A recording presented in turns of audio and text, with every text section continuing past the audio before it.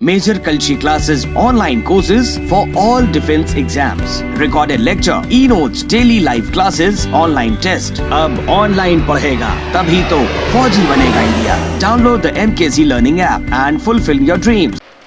Welcome to MKC classes बच्चों, मेरा नाम जगत है. तो आज की क्लास बेसिकली डिपेंडेंट होगी सब टॉपिक्स के ऊपर. और मैं आपको एक बात बताना चाहता हूँ कि सब टॉपिक्स क्या होते हैं.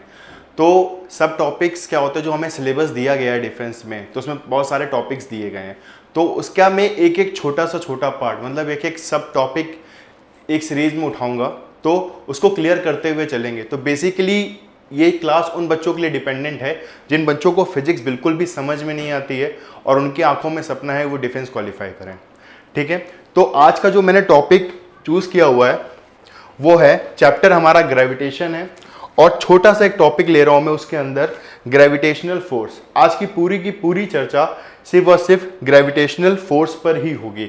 और मैं आपको बताऊंगा कि बहुत कम नॉलेज में भी सारे के सारे क्वेश्चन कैसे सॉल्व किए जाते हैं. ठीक है, तो आज की क्लास स्टार्ट करते हैं. तो आज की क्लास स्टार्ट करते हैं हम लोग ग्रेविटेशन फोर्स पे. पहले हम उनकी बात करेंगे जो हमें पता है और फिर हम उसकी बात करेंगे जो हमें पता नहीं है. कैसे? जो हमें पता है क्या होता है ग्रेविटेशन फोर्स, सब जानते हैं. गुरुत्वाकर्षण बल क्या होता है, ग्रेविटेशन फोर्स की अगर हम बात कर रहे हैं, गुरुत्वाकर्षण बल कैसे, एक मास m1 है, एक दूसरा मास हमारा m2 है, दोनों के बीच की दूरी हमें r दे रखी है. ठीक है, दोनों के बीच की दूरी r दे रखी है. तो भैया ग्रेविटेशन फोर्स का तो फॉर्मूला सबको याद ही रहता है. क्या होता है ग्रेविटेशन फोर्स का फॉर्मूला? F बराबर capital G m1 m2 by r square. क्यों? यही तो फॉर्मूला है. ये तो हमें पता होता है ना कि F बराबर capital G m1 m2 by r square होता है. इतना हम अच्छी तरह से जानते हैं. कैपिटल G हमारा ग्रेविटेशन कांस्टेंट होता है, m1 हमारा ये मास है, m2 सेकंड मास है और r इन दोनों के बीच की डिस्टेंस है. ठीक है, बस हमें इतना ही फॉर्मूला पता होना चाहिए. और मैं आपको जितने क्वेश्चन डिफेंस में आए ना, मैं अभी सारे बताऊंगा, सारे के सारे कराऊंगा. सिर्फ ये फॉर्मूला बेसिक होगा, सिर्फ ये फॉर्मूला. कैसे? चलिए देखते जाइएगा कि अगर F बराबर capital G m1 m2 by r square है, ठीक है, तो पहला पॉइंट क्या पता होना चाहिए? सबसे फर्स्ट पॉइंट, कुछ पॉइंट्स वाइज बात कर रहे हैं और ये हमें याद होना चाहिए कि अगर ग्रेविटेशन फोर्स, ठीक है, और r दो मासेस के बीच की दूरी है. ठीक है, अगर हम दूरी को बढ़ाते चले जाएंगे, अगर हम ये दूरी को बढ़ाते चले जाएंगे तो जो हमारा ग्रेविटेशन फोर्स होगा, जाहिर सी बात है r तो उसके डिनोमिनेटर में है ना, यानी हर में आ रहा है ना, तो यानी फोर्स की वैल्यू क्या होगी? घटती चली जाएगी. दूरी बढ़ाते जाएंगे तो बल हमारा, गुरुत्वाकर्षण बल घटता चला जाएगा. सेकेंड पॉइंट हमारा क्या होगा? सेकेंड पॉइंट हमारा क्या होगा? दूसरा इंपॉर्टेंट पॉइंट क्या है? मासेस हैं. किन फैक्टर पे डिपेंडेड है? मास पे और डिस्टेंस पे. ठीक है, तो m1 और m2, अगर हम m1 या m2 दोनों को बढ़ाएं या दोनों में से किसी एक को भी बढ़ाएं, ठीक है, तो देखो उसके सामने ही तो लिखा हुआ है, ये उसके सामने ही तो लिखा हुआ है, तो गुरुत्वाकर्षण का बल का मान भी बढ़ता चला जाएगा.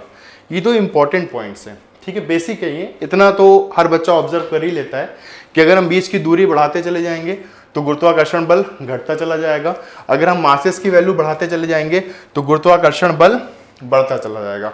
ठीक है, थर्ड पॉइंट क्या होता है? गुरुत्वाकर्षण बल क्या होता है? गुरुत्वाकर्षण बल एक आकर्षण बल होता है, अट्रैक्टिव फोर्स होता है. इसका नेचर क्या होता है? अट्रैक्टिव नेचर होता है इसका. ठीक है, यानी आकर्षण बल होता है. ठीक है, इंपॉर्टेंट पॉइंट है ये. तो ये बेसिक हमें पता होना चाहिए. ओके, अब बात करते हैं नेक्स्ट पॉइंट की. अब देखिए क्वेश्चन कैसे बनते हैं, जरा उसको समझने का हम लोग प्रयास करते हैं. कैसे? ये तो बेसिक मैंने 3 पॉइंट बताए. अगर हम उसके आगे की बात करें कि गुरुत्वाकर्षण बल क्या होता है, मतलब कैसे होता है गुरुत्वाकर्षण बल, तो गुरुत्वाकर्षण बल यानी ग्रेविटेशनल फोर्स यानी गुरुत्वाकर्षण बल बड़ा कमजोर बल है. क्या है भैया? बड़ा कमजोर बल है, वीक फोर्स होता है गुरुत्वाकर्षण बल, बड़ा कमजोर है, कमजोर बल है भाई. सबसे कमजोर बल यही होता है, सबसे कमजोर बल. वीक फोर्स हमारा यही होता है. तो सबसे ताकतवर बल कौन सा होता है? भैया हमें सबने बताया हुआ, हमारी किताबों में भी लिखा हुआ है, सबसे ताकतवर बल कौन सा होता है? न्यूक्लियर फोर्स होता है, नाभिकीय बल होता है। कौन सा बल होता है? न्यूक्लियर फोर्स होता है ताकतवर बल, स्ट्रॉन्गेस्ट ताकतवर बल। ठीक है भैया, बड़ा ताकतवर, पावरफुल नेचर है। लेकिन इसमें भी एक बात पता होनी चाहिए आपको, इसमें भी एक बात पता होनी चाहिए। एक क्वेश्चन जैसे मैं बनाने की कोशिश करूं, ठीक है, कि एक ग्रेविटेशन फोर्स और न्यूक्लियर फोर्स को लेते हुए अगर मैं आपको 4 फोर्स लिख दूं, अगर मैं आपको 4 फोर्स लिख दूं, देखो जिसको कॉन्सेप्ट अच्छे से पता होगा वही कर सकता है। 4 फोर्स कौन कौन से लिख रहा हूं मैं? एक ग्रेविटेशनल फोर्स लिख रहा हूं, ठीक है, बहुत ध्यान से देखना, ये जितने पॉइंट्स में सिखा रहा हूं आपको बस इतने पता होने चाहिए इसके बारे में, ठीक है। ग्रेविटेशनल फोर्स मैंने लिखा यहाँ पर, कोई दिक्कत वाली बात बिल्कुल भी नहीं है, ठीक है।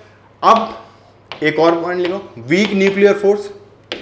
न्यूक्लियर फोर्स भी 2 प्रकार के होते हैं, एक वीक न्यूक्लियर फोर्स होता है और दूसरा स्ट्रॉन्ग न्यूक्लियर फोर्स होता है। वीक न्यूक्लियर फोर्स, तीसरा इलेक्ट्रोमैग्नेटिक फोर्स, इलेक्ट्रोमैग्नेटिक फोर्स, ठीक है। चौथा strong nuclear force, strong nuclear force, strong nuclear force. मैं हिंदी में बोल दूंगा, कोई बड़ी बात नहीं है, सिंपल सी बात है। न्यूक्लियर फोर्स नाभिकीय बल होता है, ठीक है। ग्रेविटेशन गुरुत्वाकर्षण बल होता है, इलेक्ट्रोमैग्नेटिक वैद्युत चुंबकीय बल होता है।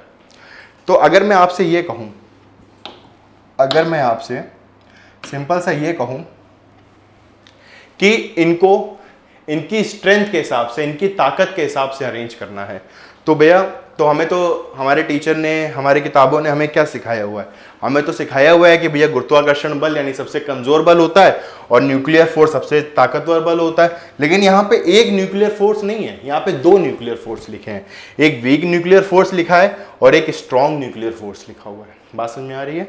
तो इसको कैसे अरेंज करें? तो देखो मैं वही कहता हूं कि अधूरा ज्ञान हमेशा खतरनाक होता है, या तो होना ही नहीं चाहिए, अगर है तो पूरा होना चाहिए।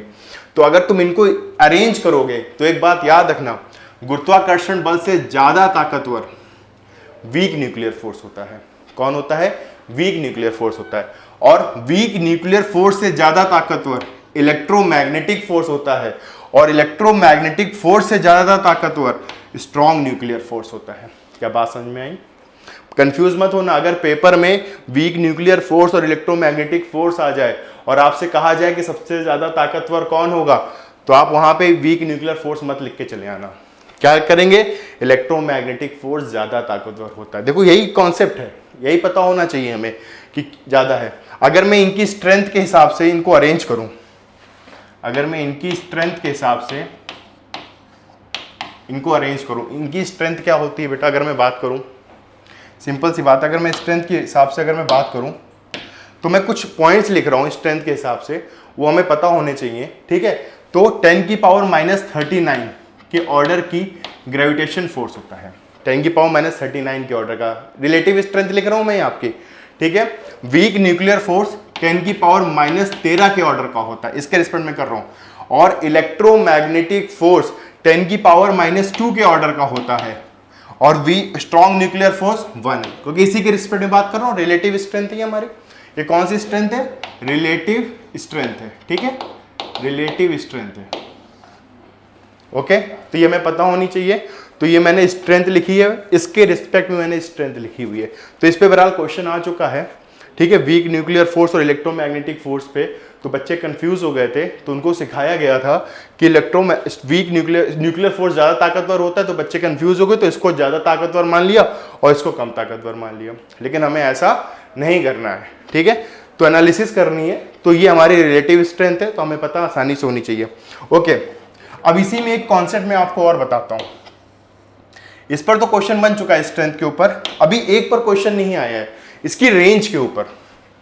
रेंज पर अभी तक क्वेश्चन नहीं आया है और इसके आने के चांसेस हैं कि किसकी रेंज ज्यादा होती है और किसकी रेंज कम होती है, ठीक है, किसकी रेंज ज्यादा होती है और किसकी रेंज कम होती है। तो ग्रेविटेशन फोर्स की रेंज इनफाइनाइट होती है, ये आपको पता होनी चाहिए। ग्रेविटेशन फोर्स की रेंज क्या होती है? इनफाइनाइट होती है, ठीक है। न्यूक्लियर फोर्स की रेंज 10⁻³ के ऑर्डर की होती है। मैं एक बात आपको बता देता हूं, ये फर्मी में है, किसमें है? फर्मी में।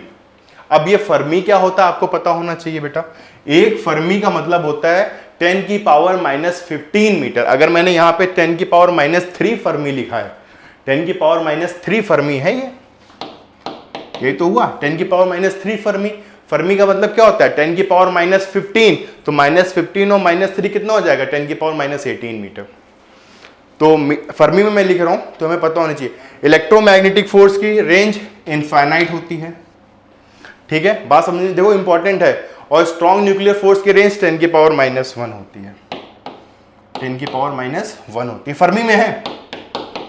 अगर मैं आपसे क्वेश्चन सिंपल सा ये पूछ लूं कि ऐसे कौन से दो फोर्स होते हैं जिनकी रेंज आपस में बराबर होती है, तो हमें क्या पता होना चाहिए, हमें अच्छे से पता होना चाहिए कि एक हमारा ग्रेविटेशनल फोर्स और दूसरा हमारा इलेक्ट्रोमैग्नेटिक फोर्स की रेंज हमेशा क्या रहती है, बराबर रहती है। और कितनी रहती है, इनफाइनाइट रहती है।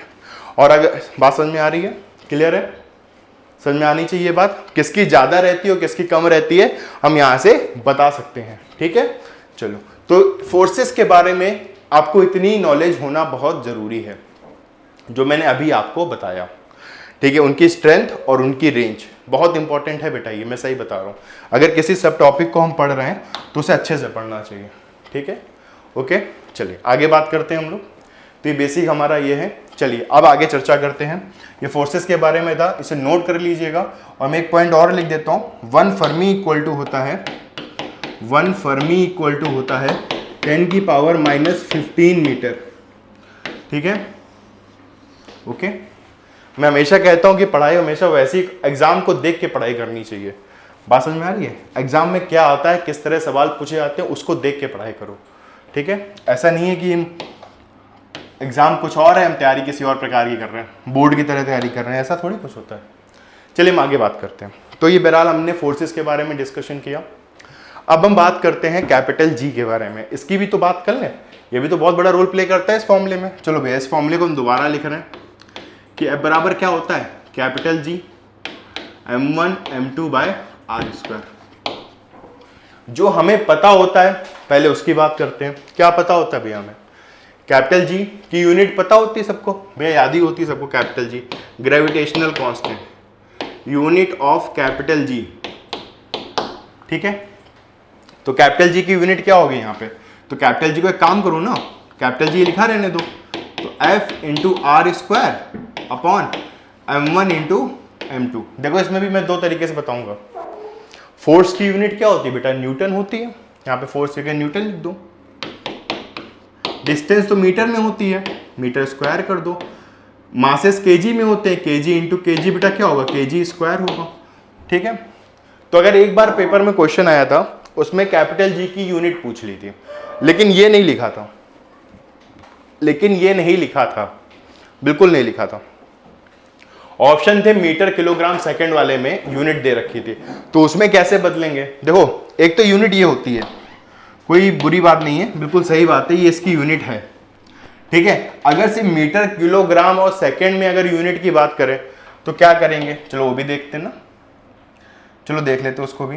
देखो सबसे पहले देखो यहाँ पे मीटर तो मीटर लिखा है, केजी केजी लिखा है, लेकिन यहाँ पे न्यूटन लिखा हुआ है ना, इसको बदलना पड़ेगा। तो न्यूटन कैसे बदलते हैं, F बराबर ma, ये न्यूटन का सेकंड लॉ होता है, न्यूटन का सेकंड लॉ होता है। अभी हम सबको पता ही है कि ग्रेविटी की खोज न्यूटन ने ही की थी। एक सेब के पेड़ के नीचे बैठ गए थे और हम सबकी जिंदगी उसी दिन से बर्बाद हो गई कि F बराबर हमारा क्या होता है, m इंटू ए होता है, सिंपल सी बात है।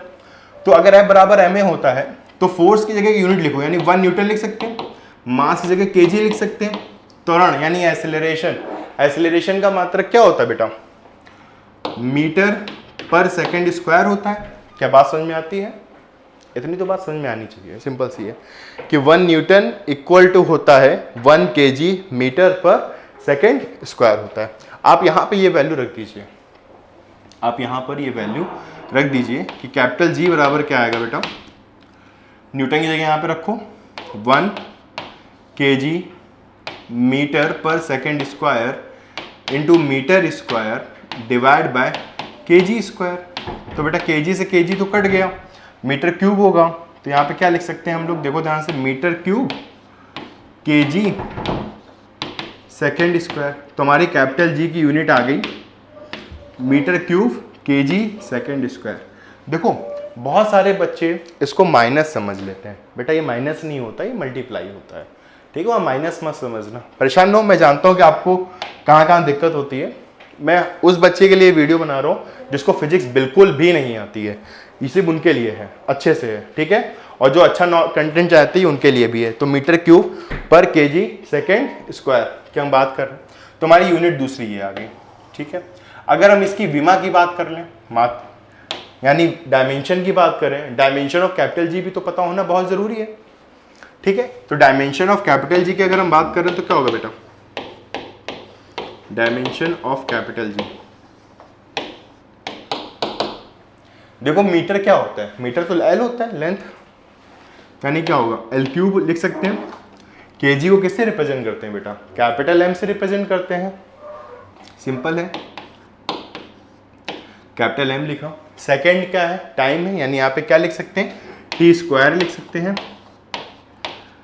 हैं, तो देखो इसको, इसके डायमेंशन अगर बनाएंगे तो क्या होगा, m की पावर -1 एल क्यूब टी की पावर -2, ठीक है। ये चीज़ें हैं, ये हमारी कैपिटल जी की डायमेंशन है। इतना बच्चों को पता होता है यूनिट वाइज और डायमेंशन वाइज, मैं यहाँ लिख देता हूँ, ठीक है। ये हमारी डायमेंशन है, ओके, इतना हमें पता होना चाहिए। अब जो नहीं पता है उसकी बात कर लेते हैं, जो वो भी पता होना चाहिए, ठीक है। कैपिटल जी के मान की गणना सर्वप्रथम किसने की थी, कैपिटल जी की वैल्यू सबसे पहले किसने फाइंड आउट की थी, तो ये भैया साइंटिस्ट का नाम पता होना चाहिए, क्या होती है, हेनरी कैवेंडिश, ठीक है। हेनरी कैवेंडिश ने जी के मान की गणना की थी, जी के मान की गणना, मैं हिंदी में भी लिख रहा हूं तो उसकी चिंता मत करना, ठीक है, ताकि मैं चाहता हूं कि हर बच्चे को समझ में आना चाहिए, चाहे वो इंग्लिश कम्युनिटी से आता हो या वो हिंदी कम्युनिटी से आता हो, ठीक है। मैं पढ़ा रहा हूं तो इसका मतलब फिजिक्स आनी चाहिए। तो जी के मान की गणना सबसे पहले किसने की थी, जो हमें पता होनी चाहिए, किसने किया था बेटा, हेनरी कैवेंडिश ने किया था, ठीक है, Henry Cavendish.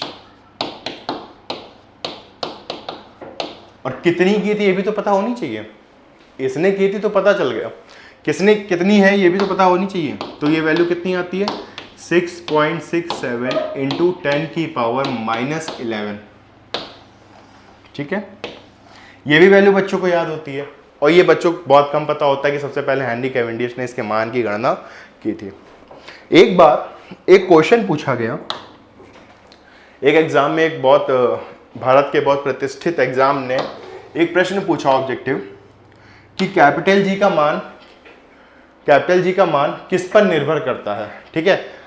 The value of capital G किस पे डिपेंडेंट होती है, बात समझ में आ रही है, जो जी का मान है किस पर निर्भर करता है भैया, तो जी का मान तो 6.67 10 की पावर -11 होता है, क्या होता है, 6.67 10 की पावर -11 होता है। तो उस वर्ष जो बच्चे एग्जाम दे रहे थे तो उनके दिमाग में तो तुरंत आया कि भैया कैपिटल जी का तो नाम ग्रेविटेशनल कांस्टेंट है ना, गुरुत्वाकर्षण नियतांक है, अगर ये गुरुत्वाकर्षण नियतांक होता है तो बदलता ही नहीं कभी, ये तो बदल ही नहीं सकता।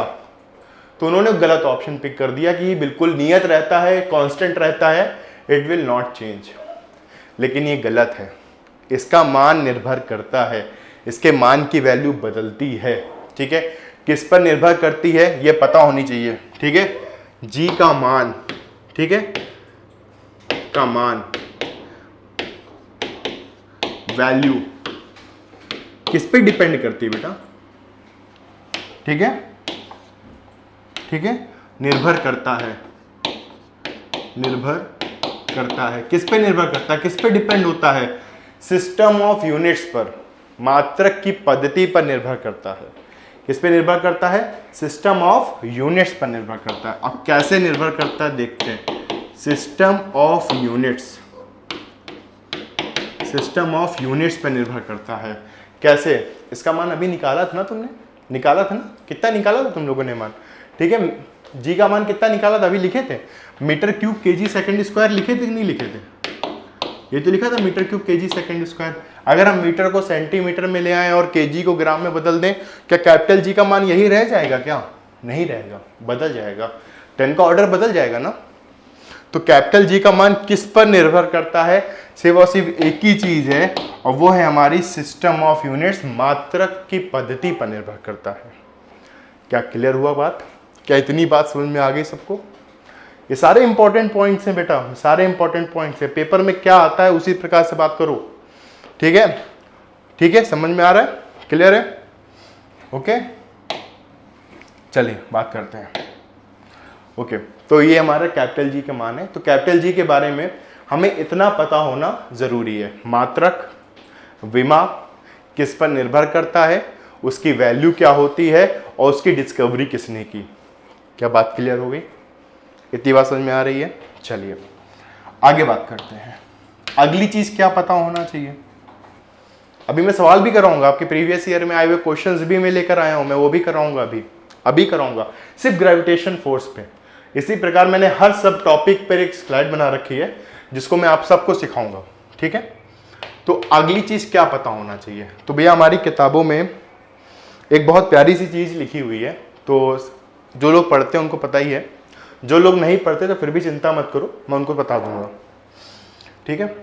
कि अगर हम जब कूलम्स पढ़ते हैं तो उसमें कंपैरिजन कराया जाता है, तुलना कराया जाता है, कूलम फोर्स और गुरुत्वाकर्षण बल में एक तुलना कराई जाती है, ठीक है? कंपैरिजन कराया जाता है, हमें कराया जाता है ना, तो वो हमें पता होना चाहिए। उसमें भी बहुत से बच्चे कंफ्यूज होते हैं, बहुत से बच्चे गलती करते हैं। कैसे? यहाँ पे मैं एफ लिख देता हूँ, मतलब कूलम फोर्स है, इलेक्ट्रिक फोर्स है, ठीक है? कूलम फोर्स लिख देता हूँ, इलेक्ट्रिक फोर्स लिख देता हूँ, तो F E upon F G, F E upon F G किसके बीच में है? अगर यहाँ पे एक इलेक्ट्रॉन ये रखा जाए, एक इलेक्ट्रॉन ये रखा जाए, और दोनों को बीच में आर दूरी पर रख देते हैं, दोनों को आर दूरी पर रख देते हैं, क्योंकि इलेक्ट्रॉन का मास हमें पता होता है। इलेक्ट्रॉन का मास कितना होता है बेटा? 9.1 10 की पावर माइनस 31 kg होता है बेटा।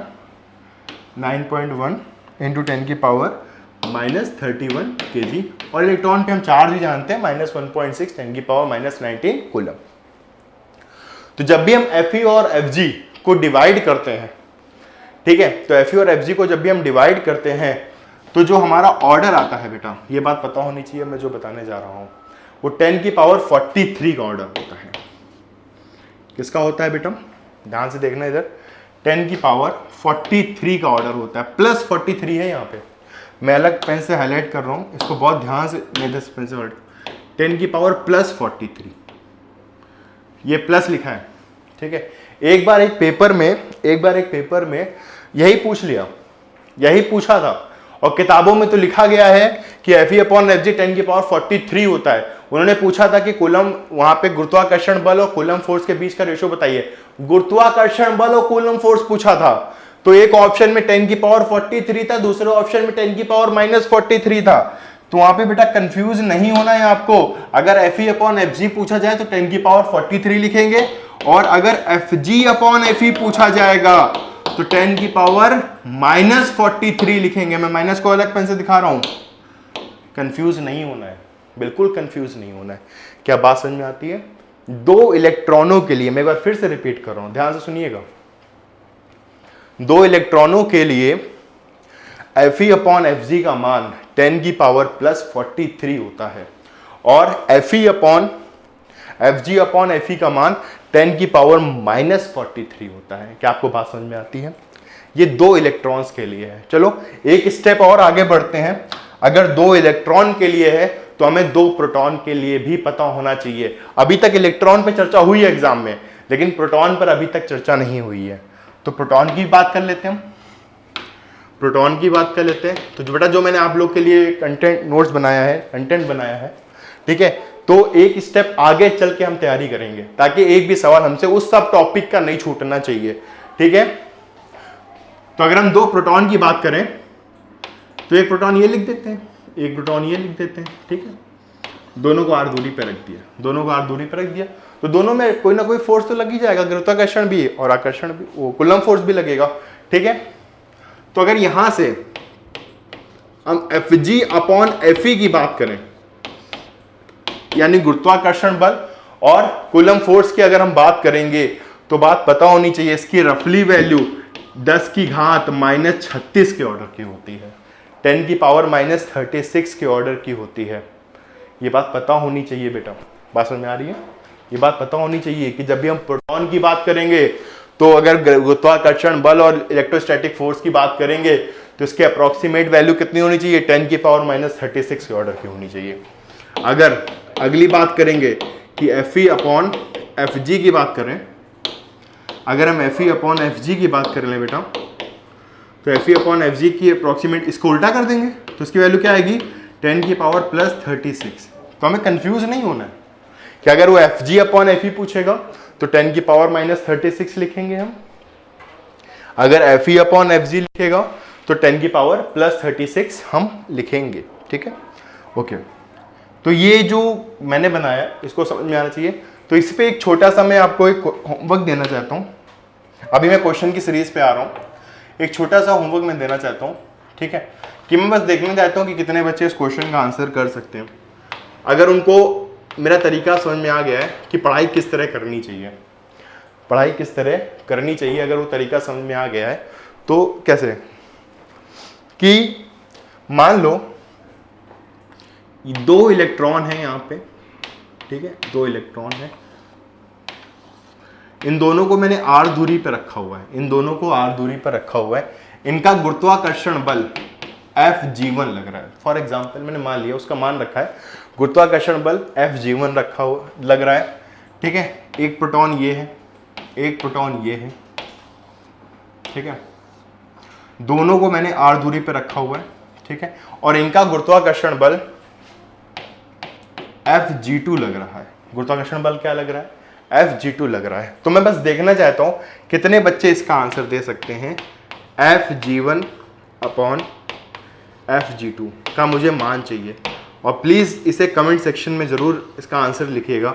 मैं देखना चाहता हूं कितने बच्चों को चीजें समझ में आ रही हैं, कितने बच्चे क्वेश्चन का आंसर कर सकते हैं। आपको इलेक्ट्रॉन का मास पता है, आपको प्रोटॉन का मास पता है, आप आसानी से कर सकते हैं। ठीक है, चलिए अब क्वेश्चन की सीरीज पे बात करते हैं कि क्वेश्चन की सीरीज क्या है हमारी और किस तरह करना है क्वेश्चन को। ठीक है, तो अभी तक मैंने जितना भी अभी आपको अपना कंटेंट बताया है, तो हम लोग इसी तरह पढ़ाई करेंगे, एक छोटे से छोटे सब टॉपिक को लेते चलेंगे और उसमें जितनी भी चीज़ें बनती हैं हम सबकी चर्चा करते रहेंगे। चलिए ओके ओके, जैसे हमारा ये पहला क्वेश्चन है। ठीक है, हाँ, जैसे हमारा एक पहला क्वेश्चन है, ये बहुत कॉमन सेंस क्वेश्चन है, बहुत बेसिक क्वेश्चन है। यदि पृथ्वी का गुरुत्वाकर्षण समाप्त कर दिया जाए तो वस्तु के साथ क्या घटना घटेगी भैया, ये बताना है। अगर हम पृथ्वी का गुरुत्वाकर्षण हटा दिया, यानी जी हट गया, जी तो लगेगा ही नहीं अब।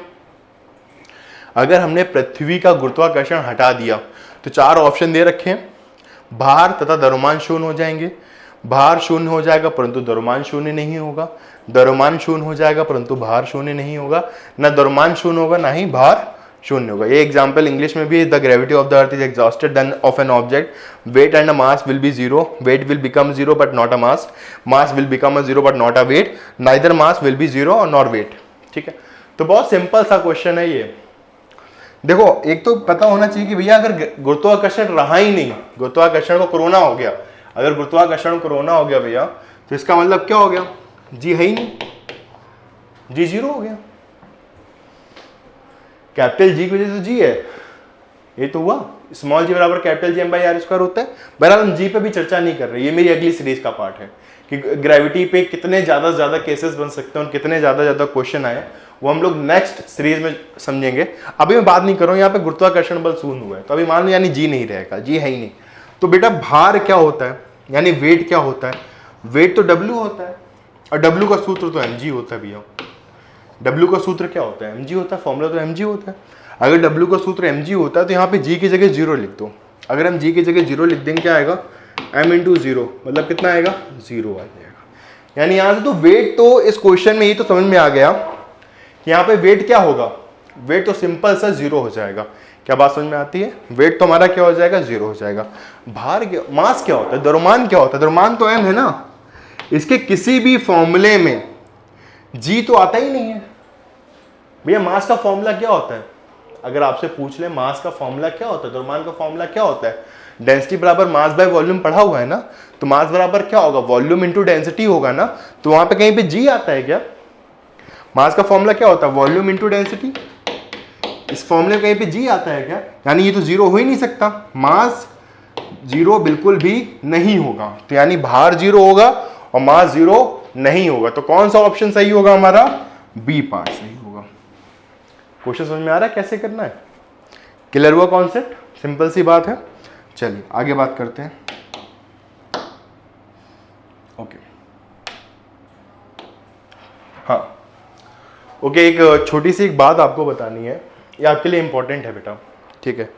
तो अगर आप सीरियस हो अपनी पढ़ाई को लेके और पढ़ाई कैसी करनी चाहिए, अगर आपको बातें समझ में आ रही है कि अगर आपको लग रहा है कि यहाँ पे एमकेसी क्लासेस में कि कैसे पेपर आता है, उस पर रिसर्च की जाती है, कैसे क्वेश्चन बन सकते हो, कैसे आने चाहिए, अगर उस पर काम होता है तो बेटा ये आपके लिए बहुत इंपॉर्टेंट है, ये आपके फ्यूचर के लिए बहुत इंपॉर्टेंट है, ठीक है? ये किसी और के लिए नहीं है, ये सिर्फ आपके लिए है कि एमकेसी का एक लर्निंग ऐप है। और जैसा हम बहुत अच्छी तरह जानते हैं कि इस समय कोरोना एक महामारी बिल्कुल फैल चुकी है, बहुत ज़्यादा फैला हुआ है बेटा, इसके बारे में तो बताने की ज़रूरत ही नहीं है, आप आसपास देख ही रहे होंगे, ठीक है? तो सारी ऑफलाइन क्लासेस बंद है। तो हमारे प्लेटफॉर्म में एक बात मैं आपको साफ साफ बताना चाहता हूं कि जो ऑनलाइन क्लासेस है ये completely equal to offline class है, मतलब जितना ऑनलाइन है उससे ज़्यादा अच्छा ऑफलाइन है। बात समझ में आ रही है आपको कि ऑनलाइन क्लासेस पूरी की तरह ऑफलाइन क्लासेस की तरह है, बराबर है, इक्वल टू है, बल्कि ऑनलाइन क्लासेस ग्रेटर हो जाएगा ऑफलाइन क्लासेस कंपैरिजन में। कैसे? इसको थोड़ा सा देख लेते हैं आप। जैसे देखो ऑफलाइन क्लासेस में क्या क्या होता है, और मैं थोड़ी सी बात बताता हूँ। ऑफलाइन क्लासेस में यही तो होता है कि आप क्लास में आप बैठते हैं, टीचर पढ़ाता है, टीचर चला जाता है, जो उसके डाउट आते हैं आप डाउट काउंटर में जाके पूछते हैं, आप वीकली टेस्ट देते हैं, अपनी रिपोर्ट लेते हैं। इसके अलावा और कुछ होता है क्या? इसके अलावा और क्या होता है कि आप ये क्लासरूम में बैठे हैं, टीचर को अपनी आंखों के सामने देख रहे हैं, यही तो हुआ ऑफलाइन में। और नहीं, ऑफलाइन में एक और चीज़ होता है कि आसपास के चारों तरफ लड़के बैठे होते हैं ना, जिनसे हम बात कर सकते हैं। अगर आप सीरियस प्रिपरेशन कर रहे हो तो उन लड़कों की आपको जरूरत नहीं होनी चाहिए। तो ये पूरा का पूरा ऑनलाइन ऑफलाइन के ही इक्विवेलेंट है, ये बात आप समझ लीजिए।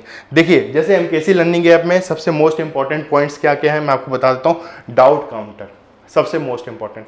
अगर आपको कुछ भी नहीं आता है ना, अगर आपको फंस रहा है कि क्वेश्चन सर आपने जितना पढ़ा है एक भी सवाल हमें समझ में नहीं आया, उसे एक भी सवाल नहीं बन रहा है, तो बेटा आप यहाँ पे आप सारे के सारे क्वेश्चन भेज सकते हो। आपका सारे क्वेश्चन का बिल्कुल एग्जैक्ट सोल्यूशन और बिल्कुल समझने वाला सोल्यूशन आपको दिया जाएगा। Second, recorded lecture.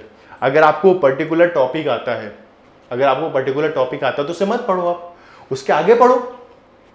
बहुत सारे बच्चों का सिलेक्शन डिफेंस में क्यों नहीं आता है, क्यों नहीं होता है? वो इसलिए नहीं होता है क्योंकि वो वही पढ़ रहे होते जो उनको आता है बार बार।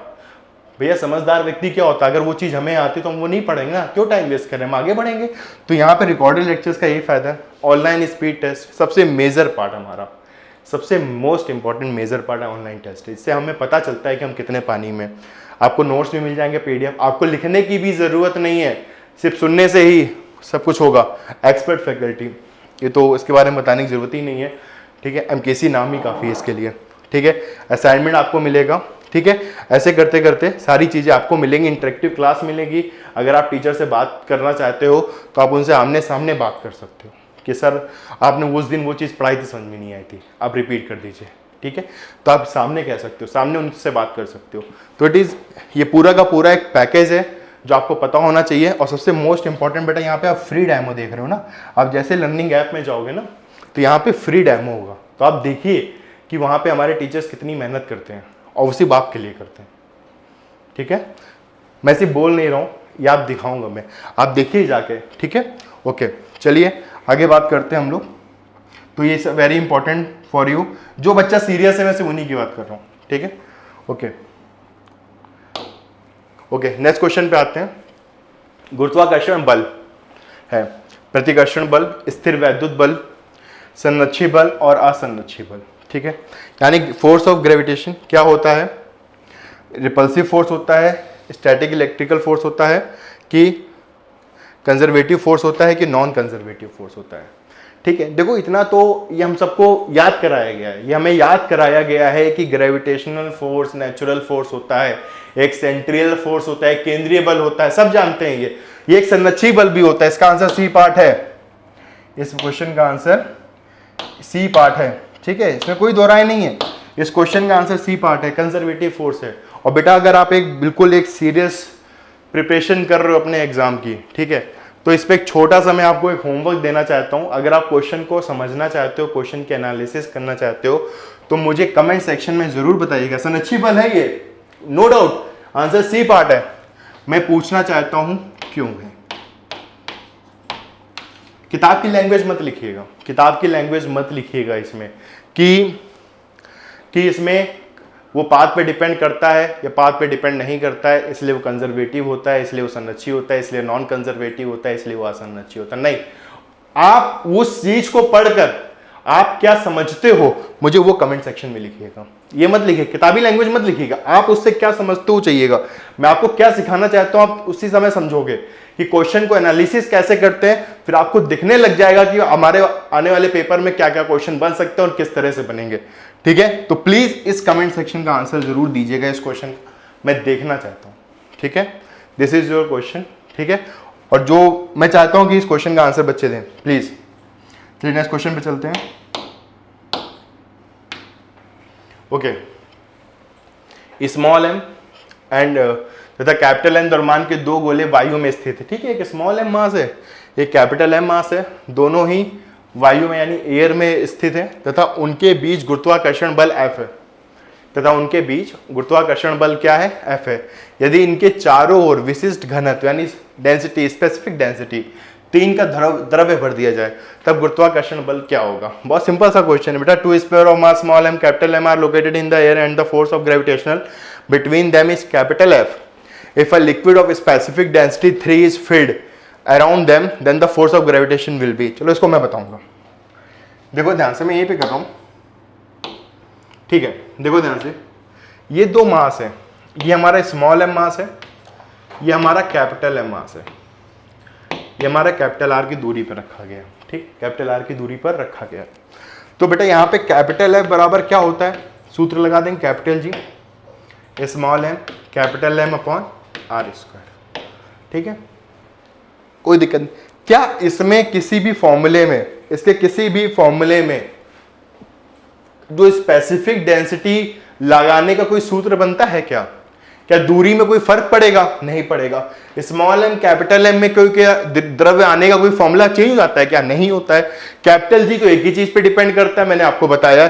तो इसके पूरे सूत्र में, पूरे फॉर्मूले में कोई चेंज ही नहीं होगा, चाहे तुम कहीं पे भी रख दो, चाहे तुम किसी भी लिक्विड में डाल दो, किसी में कुछ भी कर दो, इस पे कोई भी चेंजमेंट नहीं आएगा। तो अगर इसके बीच का जो फोर्स हमारा F लग रहा था, तो लिक्विड में भरने के बाद अगर हम इसके चारों तरफ लिक्विड भी भर देंगे, इसको पूरा लिक्विड में भी डाल देंगे हम, तो इस पर कोई भी प्रभाव नहीं पड़ेगा। तो हमारा आंसर क्या हो जाएगा? ए पार्ट हो जाएगा, क्योंकि इसके सूत्र में वो चीज बनी नहीं सकती, इम्पॉसिबल है। इसे याद नहीं करना बेटा, समझना है। क्लियर हुई मेरी बात? बात समझ में आ गया? अगर यही कूलम फोर्स होता, अगर यही कूलम फोर्स होता तो ये वैल्यू घट जाती। क्यों घटती? क्योंकि जो उसका परावैद्युतांक होता है, परमिटिविटी होता है, वो मीडियम पे डिपेंडेंट है, वो चेंज होता है। लेकिन यहाँ पे कैपिटल जी सिर्फ एक ही चीज पे डिपेंडेंट है, सिस्टम ऑफ यूनिट पे, मीडियम से कोई लेना देना उसका नहीं है। क्लियर हुआ? कॉन्सेप्ट क्लियर हो रहा है? चलिए अगली बात करते हैं हम लोग।